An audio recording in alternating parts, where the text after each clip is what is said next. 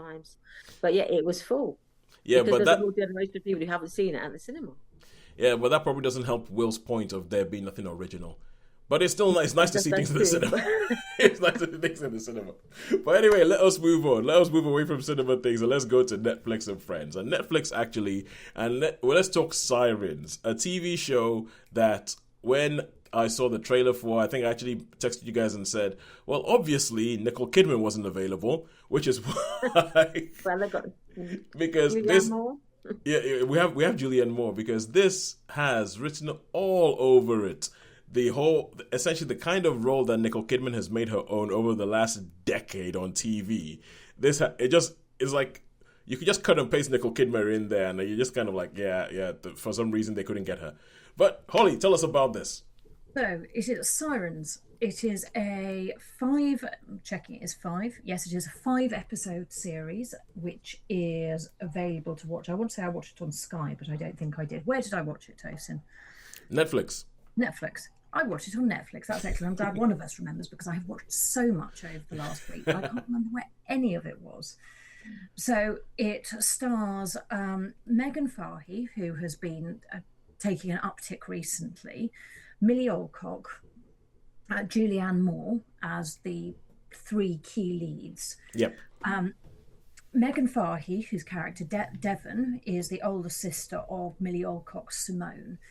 And Devon becomes worried about her sister as she hasn't been able to get in contact with her, and she is dealing with increasing problems with looking after their father, who has dementia.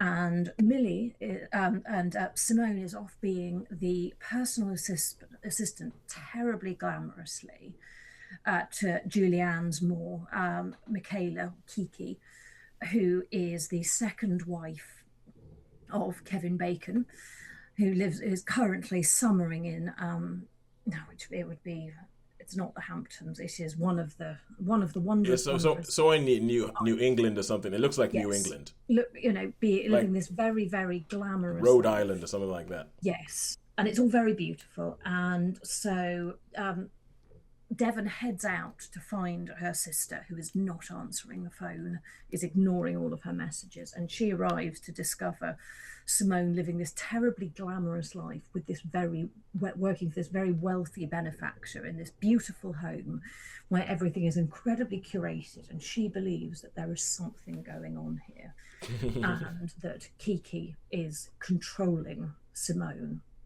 and that there is some sort of conspiracy going on. What happened to the first wife? Why does the husband seem to have no contact with his family? Did Kiki kill the first wife? Why is everything so terribly, terribly controlled? What is going on exactly?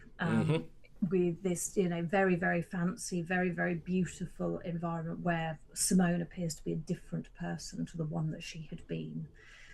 And absolute madness ensues. All part of the new subgenre called "Don't Trust Rich People."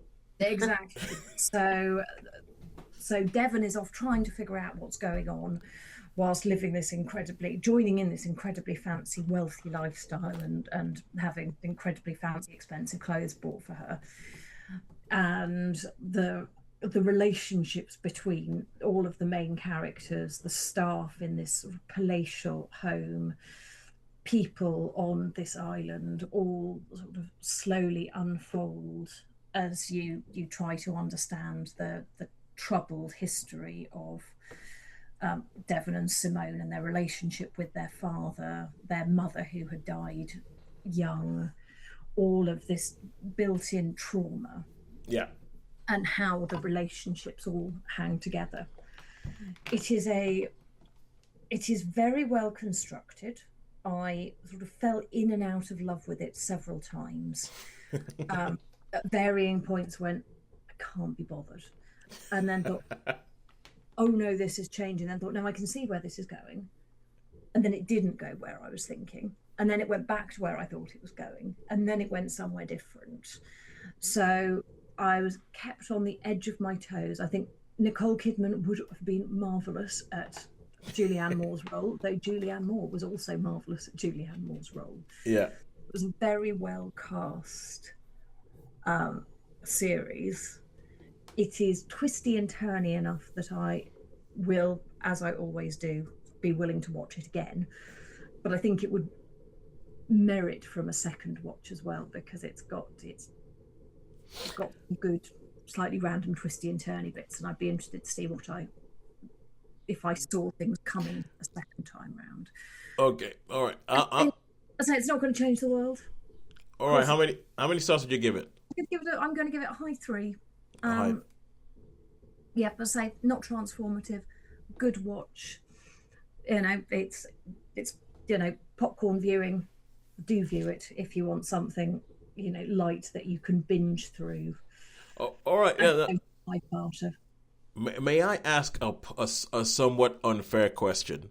Go for it. So, how does this compare to the other Megan Fahey starring thing set on a glamorous beach estate somewhere in New England, this time with Nicole Kidman, The Perfect Couple? How does it compare to that?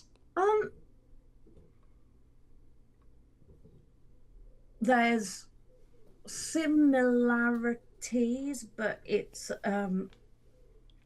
also streaming on Netflix, by the way. Also available on Netflix. I think The Perfect Couple I thought was better, but probably only because I saw it first. Okay. They're not the same, albeit having beautiful people in beautiful rich people in who you shouldn't trust. Don't trust the rich. You shouldn't trust, and some more reasonably healed people who are a little bit more relatable. Has things in common in that it's rich waspy Americans. I'll tell you the reason I'm asking, because I remember you quite liked The Perfect Couple. I did. I watched it and I had a lot of problems. There are many. I had a lot of problems with it. I was like, "What the? There is no way that guy's American. Look how ginger he is." I mean, essentially, and when you get to the point where you're complaining that somebody isn't American because he's too ginger, you know that you're not really involved in the storyline. Not in the right place. And they were just. I was just kind of like, I don't. This needed another pass. This no. And so I'm trying to figure out if I can be bothered to give 5 hours of my life up to watch Sirens, if it's going to be anything like because The Perfect Couple really annoyed me. I think I would watch it just because some of it is just so unhingedly funny. Yeah. There are some bits in it that just have to be watched to be believed, that justify a whole load of the rest of it, and because it does twist and turn enough that I didn't see. I genuinely didn't see the end. Okay, all right. Maybe I will, and maybe I'll go. Maybe next week I'll be signing into the podcast going, Holly. Yes, I hate you for making me watch this. Oh, this was the best thing ever. It's the last 3 or 4 minutes are absolutely not what I saw coming. Okay, all right. For that, I think it is worthy of a watch. Just to go, well, I didn't see that coming. Well, the thing that will make me want to watch this is the fact that it's Julianne Moore in it. I mean, because sure enough, the other ones have got Nicole Kidman in them, like all of them. 9 Perfect Strangers, Big Little Lies, The Perfect Couple. Take your pick. And but the fact that Julianne Moore hasn't been in that much makes me think either she thought, you know what, I want some of that Nicole Kidman money, and or she thinks that maybe there's actually something to this. I'll find out. But hey, I am not one to complain or to have anything against actors earning a living, especially easily when they've done so much good work in the past. So